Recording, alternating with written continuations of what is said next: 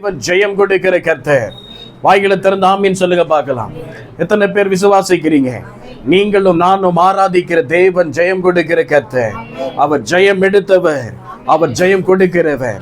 அவர்தான் உலகத்தை ஜெயித்தவர், அவர்தான் பாவத்தை ஜெயித்தவர், அவர்தான் மரணத்தை ஜெயித்தவர், அவர்தான் பாதாளத்தை ஜெயித்தவர், அவர்தான் பிசாசை ஜெயித்தவர். அவர் இன்றைக்கு நம்ம மத்தியில் இருக்கிறார். ஆமென்.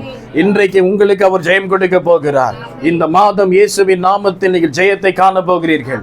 எந்தெந்த காரியத்தில் தோல்வி அடைந்து சோர்ந்து போன நிலைமையில உட்கார்ந்து இருக்கிறீர்களோ அந்த பகுதியில் இயேசுடைய வல்லமை வெளிப்பட போகிறது. இயேசுவின் நாமத்தினால நீங்க ஜெயிக்க போகிறீர்கள்.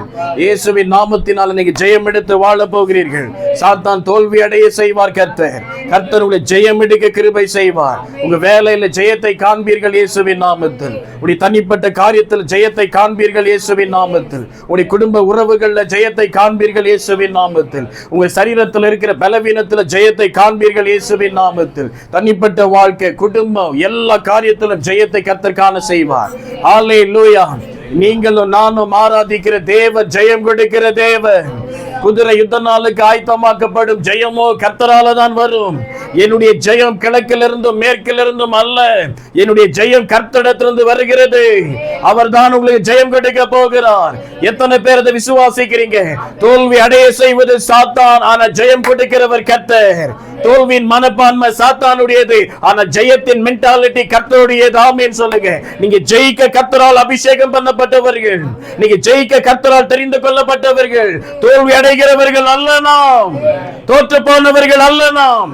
இயேசு தோற்று போனவர் அல்ல, இயேசு ஜெயித்தவர். உலகத்தை ஜெயித்தார் அவர், மரணத்தை ஜெயித்தார் அவர், சாத்தானுடைய தலையை நசுக்கி உயிரோடு கூட எழும்பி ஜெயத்தை காண்பித்தார் அவர். நீங்களும் நானும் ஆராதிக்கிற யூத ராஜ சிங்கம் ஜெயம் எடுத்தவர். ஆமென். நீங்கள் இயேசுவை ஆராதிக்கிறது உண்மையானால் செப்டம்பர் மாதத்தில் கர்த்தர் ஜெயத்தை உங்களுக்கு கட்டளையிடுவார். நல்ல வாயை திறந்து ஆமென்.